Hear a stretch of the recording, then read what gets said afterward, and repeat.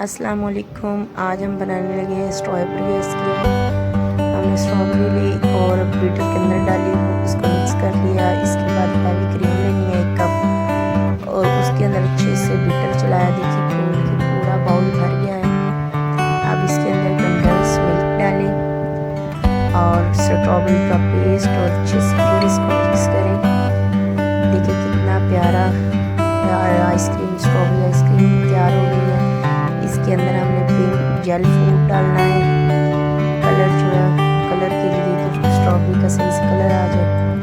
और इसके ऊपर स्ट्रॉबेरी के पीसेस करके अच्छे से पीसेस करके इसमें डाल दें।